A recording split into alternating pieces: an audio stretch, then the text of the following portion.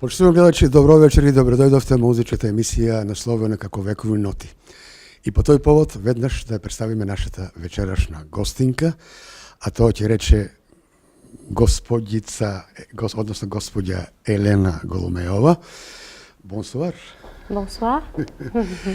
Се надевам задоволни од присутноста на твојот роден град, а поводот беше отворањето на Штипското културно лето. Така, имав чест. Да, повелете. Да, благодарам. Имав чест и задоволство да го отворам во годинашното издание на 33-то, значи Штипско културно лето, и да настапам со колеги музичари од Македонска опера и балет.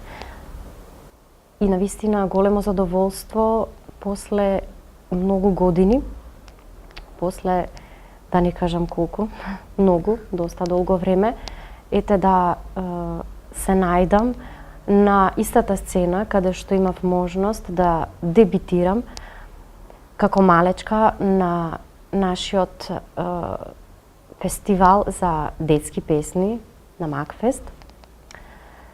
И навистина морам да кажам дека имаше голема возбуда. Лично чувствував голема возбуда. Тоа што навистина сакам да го напоменам и да го одделам. Нормално дека секогаш големо задоволство е да се настапи во својата родна земја, меѓутоа овој пат беше посебно поради тоа што стануваше збор за родниот Штип. И ете така да се запее пред истата таа публика, речи си истата, скоро истата, меѓутоа во еден различен жанр. Тоа е класичниот, значи оперското пеење, а пред речи си долги години стануваше збор за забавни песнички и не е исто нормално, меѓутоа тремата и возбудувањето е тоа.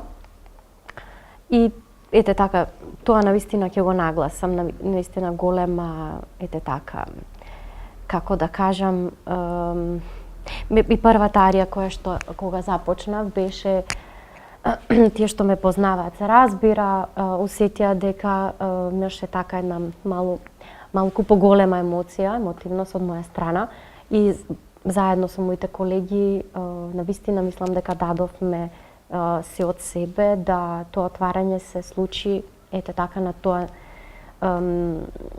начин кој што нашите граѓани го видоа, и навистина мислам дека добро помина. Новинарот Иван Бојаджицки во својот месечник Штипски глас вели дека спектаклот на Елена Голумеова, која што твојот содржински дел најчесто бил француска програма. Да, токму така. Програмот одлучив да биде содржан од француски автори и дела и на француски јазик, доколку стануваше збор за некој друг автор што не бил француз. Исто така, едно мало изненадување приредивме, тоа што вметнавме македонска композиција, македонски Evergreen, и сметам дека направивме добар избор, затоа што пред се сакав да донесам едно како да кажам, еден начин на пење што мислам дека овдека во Македонија, значи не само во Штип, не се практикува, а тоа е францускиот начин на изведување.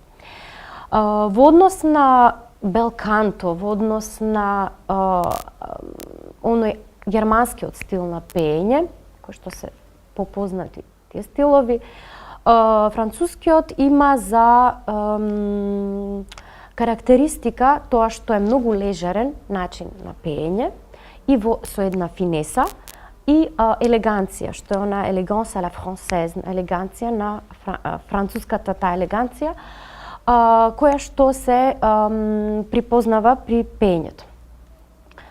И мислам дека луѓето, концептот што го направивме во Штип, исто така после значи настапив воедно во МОП, и на други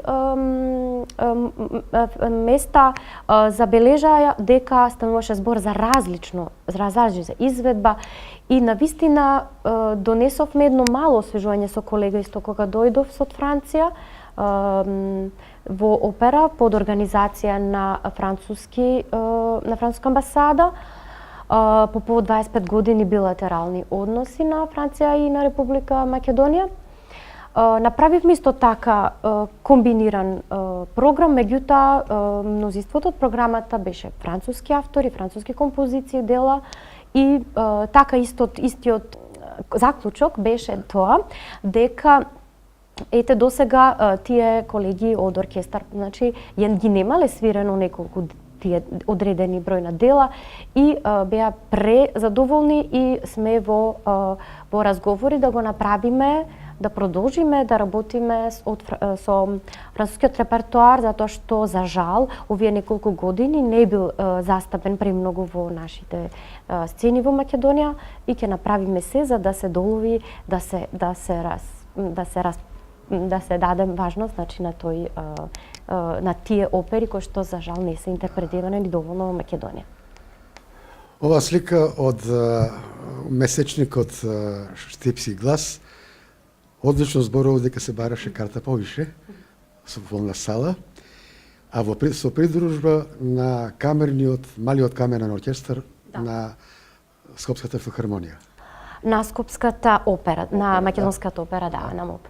Да, камерниот оркестар од МОП ме придружува на овој спектакл во Дом на култура Ацо Шопов и како што споменав на почетокот, нашите сограѓани беа сведоци на тој успех, на тоа успешно отварање и на пред се успехот се гледа и со посетеноста, а воедно и со задоволството на публиката и мислам дека публиката беше пријатно изненадена, како што реков на почетокот, по тоа што имавме за жал луѓе што не можеа да влезат во големата сала на Домот на културата и затоа можеби ќе направиме нешто понатаму за да може да се исто така други луѓе да можат да дојдат и да ги видат тие.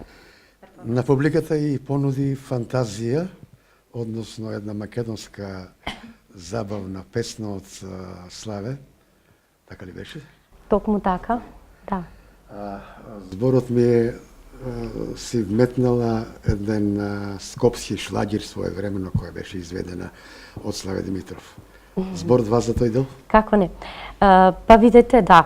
Славе беше доста расположен и позитивно настроен кон оваа идеја и не очекуваше дека аранжманот и како да кажам целата изведба на таа сепак забавна мелодија ќе излезе на овој начин што излезе, затоа што знаете кога се изведува на еден класичен начин, значи со оперско пеење една мелодија, таа можеби понекогаш се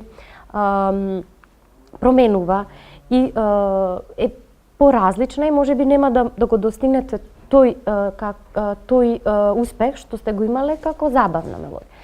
И од тоа се плашевме, меѓутоа навистина преубаво излезе и кога тој го виде тоа, мислам, не знам, не може да се опише со зборови, затоа што едноставно ми рече дека не можел да замисли дека една мелодија така би можела да го добие истиот шмек, доколку биде интерпретирана, затоа што ние ја качивме за нешто повисоко? Да, затоа што јас сум висок глас, а Славе ја пее во цедур. Он е тенор, да.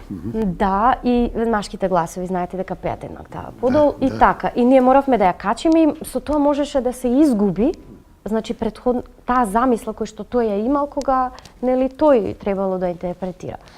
Меѓутоа ете така излезе прекрасно, убаво, не знам, сега од мој аспект е малку така да не кажувам, меѓутоа можеби доколку го поканите Славе, тој ќе ви каже навистина колку беше одушевен и му беше прекрасно задоволство и направивме да ќе направиме, се надевам, ќе успееме во идните проекти што ги имаме замислено заедно. Меѓутоа, о том потом. Да, со задоволство ти го даде аранжманот?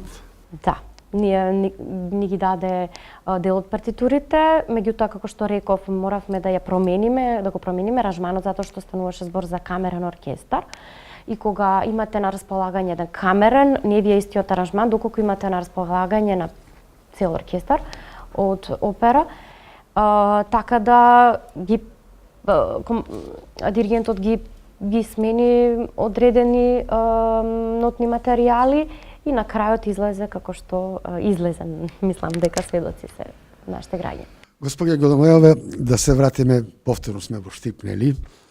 Твоето музичко образование започнува во Средното музичко училиште Сергиј Михајлов. За тие почетоци, во кратки црти? Па видете, јас се уште кога ќе ги сретнам моите драги професори, имам голема емоција, затоа што тоа беа години каде што многу малку време имавме ние учениците во Средно музичко училиште, затоа што изучувавме наутро, ги учевме тие предметите што се нели општи предмети кои што ги изучував и во гимназија. Индивидуалната настава е попладне. Индивидуалната попладне. Значи, имавме така едно интензивно темпо на работа. Меѓутоа, кога ќе анализирате работите сега од овие години наназад и посебно кога ќе идете во странство и ќе кажете дека многу работи биле добро направени во тој период, затоа што моите професори беа доста строги, ги знаеме сите. Најпознатите професори би рекла во Македонија, поради тоа што за мене нашите професори во Средно музичко училиште, како што се господјата Панајотова, Олга, Хармонија, професорот Љубен Митрев, професорката Санда, да, професорката исто Лилјана и сега да не ги набројам, меѓутоа ги имавме на вистина, го имавме тој крем на професори. Не знам како е денес, меѓутоа премногу беа строги, да, и тоа им го кажувам секогаш кога ќе се сретнеме, меѓутоа им благодарам заради нивната строгост и заради нивното барање, затоа што ќе видите во текот на годините дека тоа е тоа што на вистина му е потребно на еден студент или ученик, за да може понатаму да се справува полесно со кога ќе стави нози на сцена и да ќе треба да работи со диригент, со режисер, со сите што ви барат во исто време многу работи, и тогаш е тоа што сте го стекнале како помлади, да излегува на виделина и да се соочите со работите кои што ви ги бараат тие професионалци. И сум благодарна, да. Кој професор во која класа беше во Средна музичка школа? Работе во класа на професор Александра Минова Коцева. Тогаш мислам дека, ако не се лажам, бевме првата генерација која што доби соло пеење во Штип. Претходно не се изучуваше соло пеење во Средно музичко училиште во Штип. Потоа заминав во Скопје во вториот дел на Средно музичко училиште, затоа што таа замина, мислам, на породилно.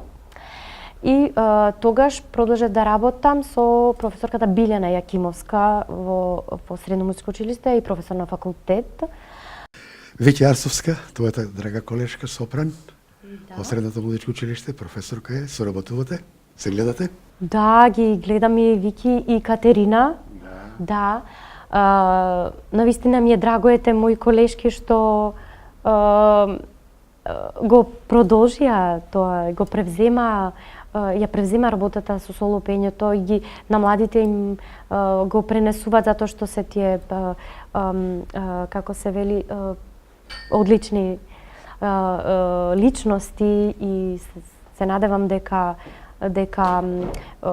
има се повеќе и повеќе интерес на младите да изучуваат соло пеење. Знаете, затоа што не знам како е ситуацијата овде, меѓутоа знаете, многу млади се одлучуваат да изучуваат други да се ориентираат на други насоки, затоа што знаете музиката не е така лесна, кога се работи за професионална ориентација, е многу потешко затоа што од многу малку успеваат како солисти.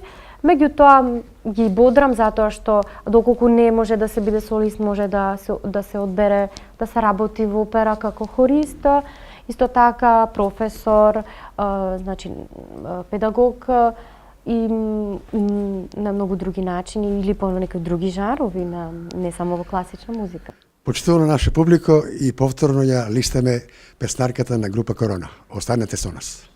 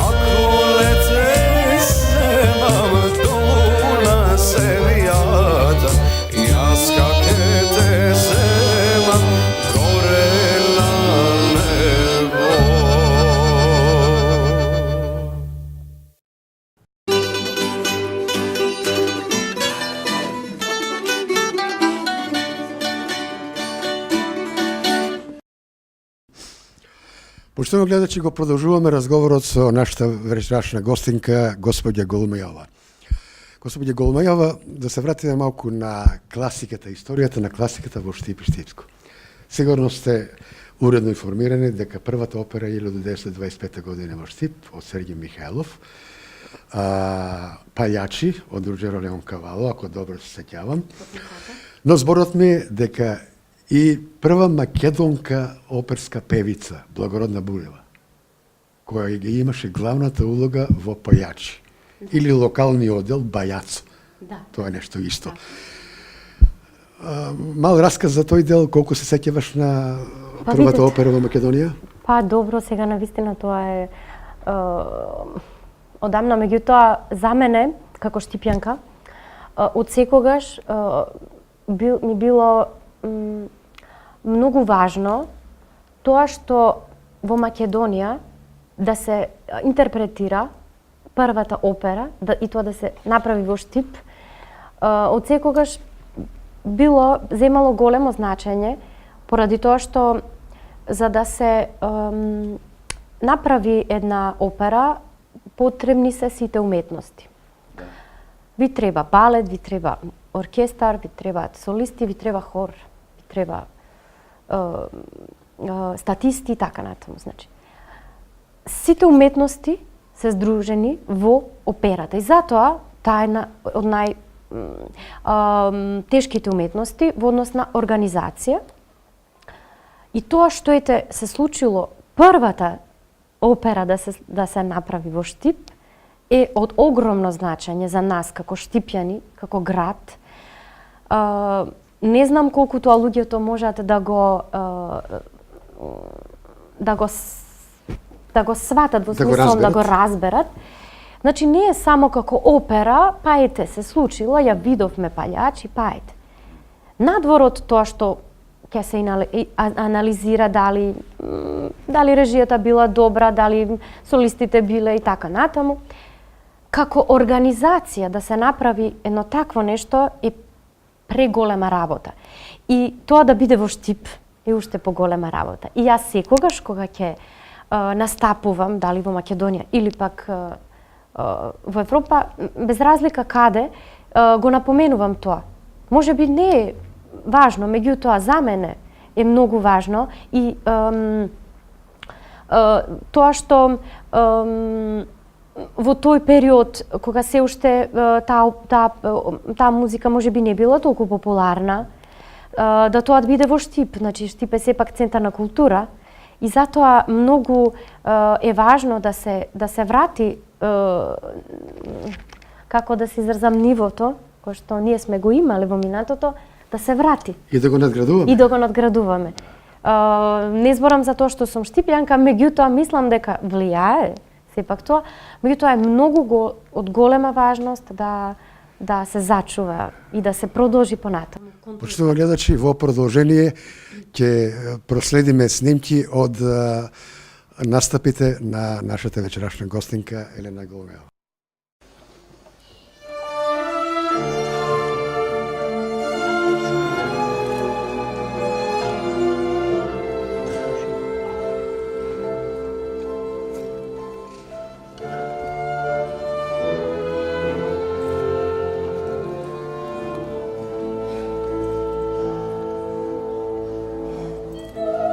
Sur un des sons partis de mon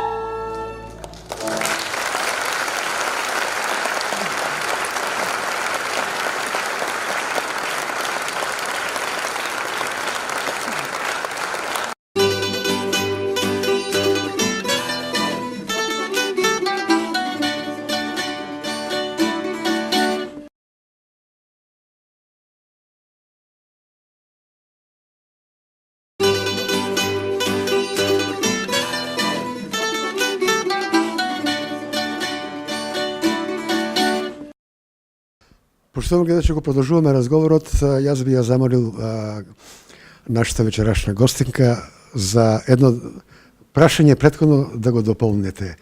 Каде беше факултетот музички во продолжение на твоето образование? Моите информации говорат дека во одличниот музички град Ница, Франција. Да, токму Дали така. сум во право? Да, токму така. Во право сте. После средно музичко училиште заминав директно во Ница. Зошто? Поради тоа што имав можност да полагам во француска амбасада еден испит први по француски јазик. Тогаш бевме околу 50 вкупно од цела Македонија. Со приемен испит? Приемен испит, да. Прво се полагаше во француска амбасада францускиот јазик. Да. И од толку многу дечки бевме четворица кои што успеавме да го положиме францускиот јазик. Знаете, ни дава текстови од Виктор Иго, ни дава многу тешки уште кога ќе се сетам и кога ќе отидам во францускиот културен центар во просториите, секогаш ми е во меморија тој момент кога мораше да ги разбираме тие текстови. Знаете, францускиот јазик едно е кога се зборува така во конверзација, друго е кога ќе анализирате текстови од 18-19 век, многу е потежок. Меѓутоа, ете, така требаше да се поминат тие три етапи. Успеавме тие неколку луѓе да ги поминиме и заминав тогаш јас во Ница, потоа приемен испит по соло пеење на факултетот за музичка уметност таму. И почнав да студирам, благодарејќи, значи, на таа поддршка што ја добив од овде од аташен за култура во Францускиот институт, на Француска амбасада, со поддршката исто така финансиска, исто било каква поддршка која што ја имам континуирано веќе скоро 20 години. Тие голема благодарност имам до нив затоа што како уметник многу ни е важно да имаме поддршка постојана, затоа што знаете, не секогаш работите се лесни за уметникот, затоа што ние не работиме постојано на еден проект или на една работа, па таа да е така, да тече полесно. Меѓутоа, кога сте солисти, кога работите во разни театри, работите со разни структури, понекогаш многу работите, некогаш имате така помал застој, така, значи постојана поддршка за еден уметник е премногу важна. И благодарејќи на французите од тој аспект, на вистина успеав да се снајдам во тие нови води, нови... Единствена македонка ли си во Ница? Да, и тоа е многу, знаете, карактеристично, затоа што не станува збор за делови од Европа, каде што има македонци, па и срби, и од бивши југословенски простор, меѓутоа нема наши. Тук таму има понекој русин, меѓутоа од источна и од централна Европа за жал нема многу. И така со години јас мислам дека се осеќа малку и по изразувањето.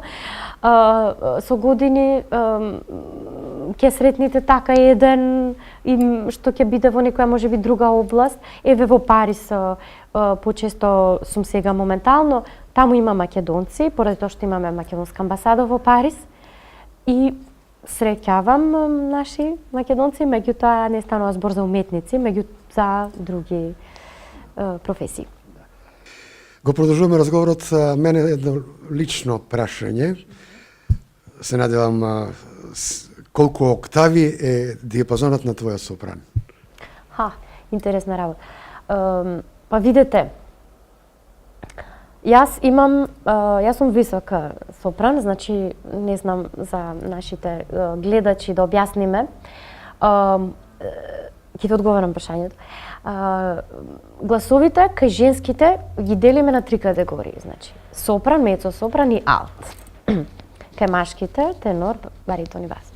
Тоа се главните така категории, меѓутоа во секоја категорија од овие имате подкатегории. Значи, кај женскиот глас во сопран се смета драмскиот сопран, лирскиот сопран и колоратура. Сега поедноставен начин да го објаснам, тоа значи дека Имате глас што оди високо, меѓутоа кој што бојата му е можеби потемна. Потоа имате глас што оди високо, меѓутоа со малку посветла боја, имате глас што оди високо и со лежерна боја.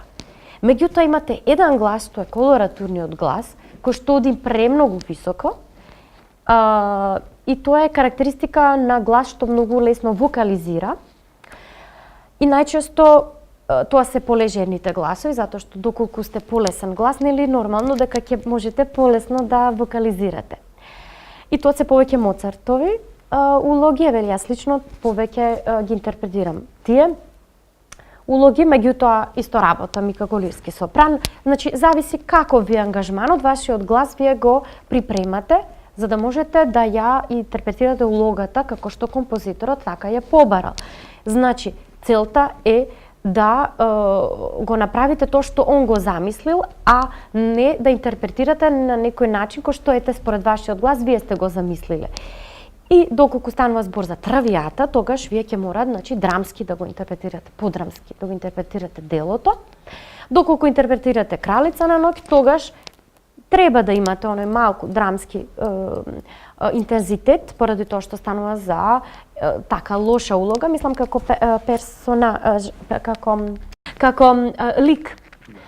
лик, и меѓутоа мора да ги пеете и нотите горе. Што значи дека премногу не треба да се внесувате во она драмска боја, затоа што ќе ви требаат горниот фа. И да дојдам до вашето прашање иницијално, значи колоратурниот глас зависи од како се каже, зависи од секој. Значи не секој има, меѓутоа јас октави до сега не сум броела. Меѓутоа имам голем диапазон, значи ги пеам оние највисоки улоги што до сега ги има еден композитор напишано, значи пеам Кралица на ноќ што оди до горе до фа. Пеам исто така композиторот исто од Моцарт кој што е највисока улога некогаш напишано, се смета дека е Кралица на ноќ, меѓутоа не е Кралица на ноќ. Кралица на ноќ оди до фа, а во композиторот оди до сол. Потоа доле исто длабоки тонови кога ќе се распевам одам исто премногу долго, меѓутоа не ги негувам тие затоа што сега на сцена не ми се потребни ниските тонови и секој диригент ќе ми каже Елена, немој да толку се да се концентрираш за ниските тонови, затоа што кај високиот глас публиката што очекува, го очекува високата, за жал, мислам, понекогаш, знаете, тие се сконцентрирани само на високиот тон и другите, ајде, така полесно поминуваат и така, значи... Почнува гледачи и повторно со извадоци од настапите на нашата вечерашна гостинка.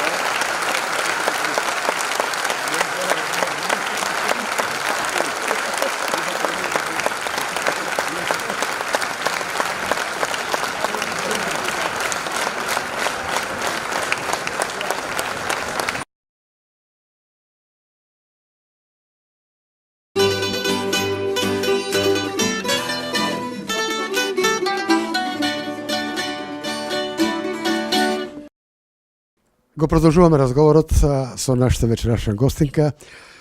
Така да се Франција е обкружена со оперски дела, поточно кажано со настапи кои што ти редовно ги следиш и ги пратиш и така натаму.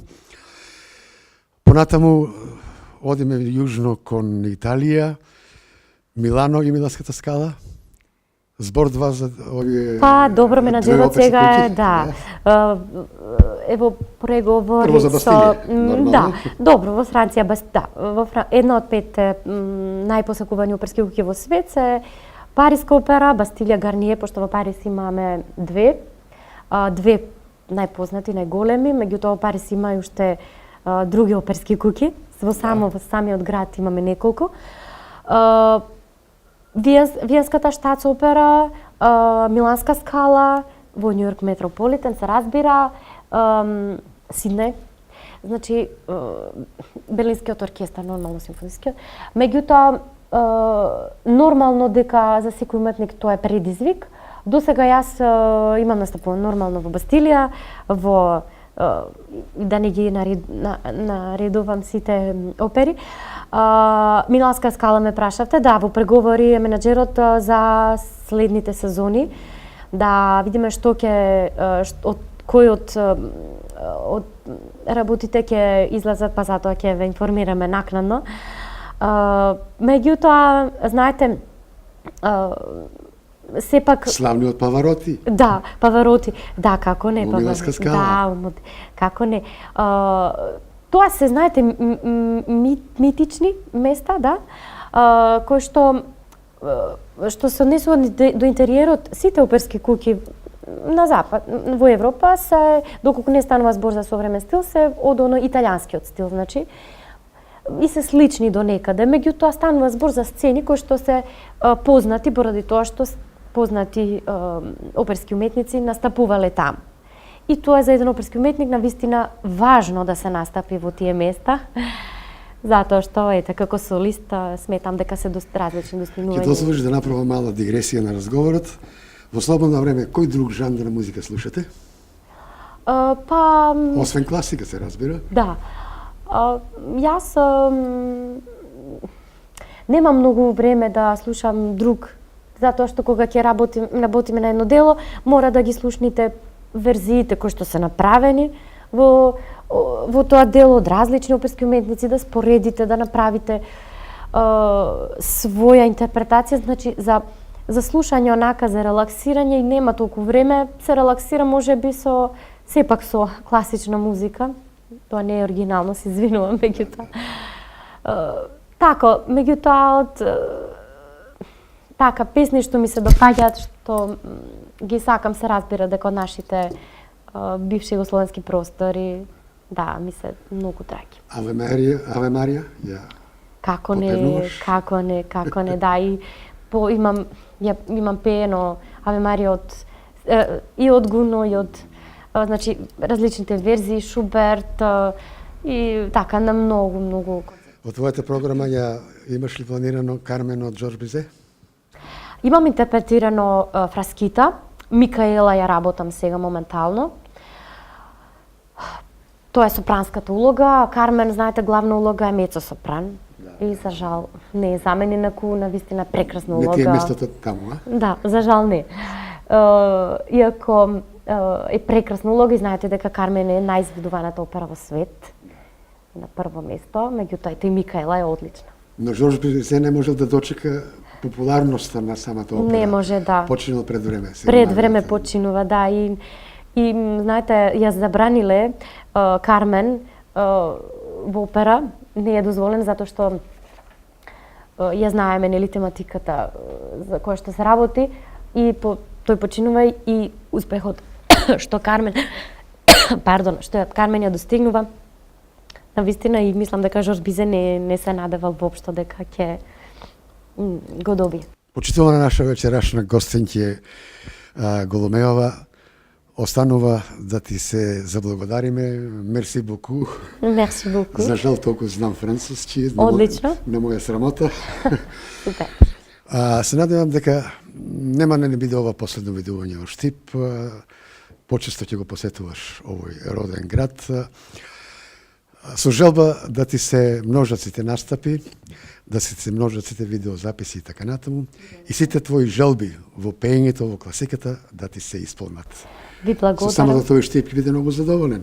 Ви благодарам на вашата покана, благодарам на гледачите и се надевам дека следното интервју ќе го направиме на Зурната обала. Ве поканувам да направиме еден запис и од таму од операта во на Ница и во поканата, ќе Париж. се потрудиме да ја прифатиме, Така. а можеме да кажеме дека веќе е прифатена. Благодарам. Затоа што вие сте штипската амбасадора на културата во Франција. Благодарам. Почитувани гледачи, тоа беше се што ви подготвивме оваа вечер. Се надевам задоволни. Останете ни со добро здравје и се гледаме наредната недела со убава премиера. Пријатно!